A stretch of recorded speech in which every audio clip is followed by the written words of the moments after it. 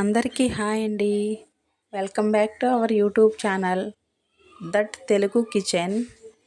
ఈరోజు మనం chicken curry ఎలా ప్రిపేర్ చేసుకోవాలో చూద్దామండి.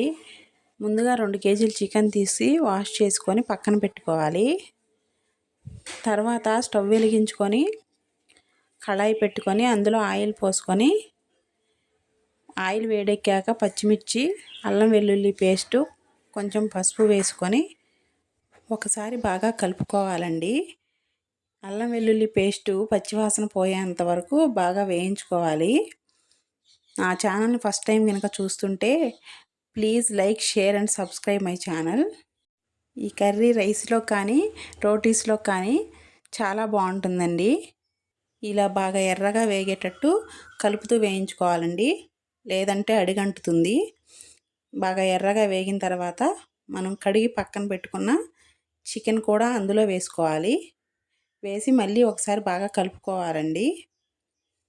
బాగా కలిపి 10 నిమిషాలు మూత పెట్టి మగ్గించుకోవాలి. అప్పుడు చికెన్లో ఉన్న వాటర్ అంతా బయటకు వస్తుంది. 10 నిమిషాలు మగ్గిన తర్వాత మళ్ళీ మూత తీసి సాల్ట్ వేసుకోవాలండి, టేస్ట్కు సరిపోను. సాల్ట్ వేసి మళ్ళీ ఒకసారి కలుపుకొని 10 నిమిషాలు మళ్ళీ మూత పెట్టి మగ్గించుకోవాలండి.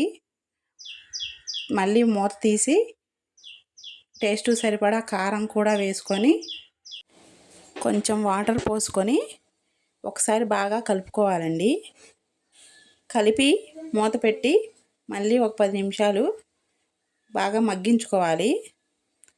తర్వాత మూత తీసి అందులో కొంచెం ధనియాల పొడి, జీలకర్ర పొడి, గరం మసాలా ఉంటే చికెన్ మసాలా కూడా వేసుకోవచ్చండి. అన్నీ వేసుకొని మళ్ళీ ఒకసారి బాగా కలుపుకొని మళ్ళీ ఒక 5 నిమిషాలు మగ్గించుకోండి. ఫైనల్గా కొత్తిమీరను వేసుకొని స్టవ్ ఆఫ్ చేసుకోవటమేనండి.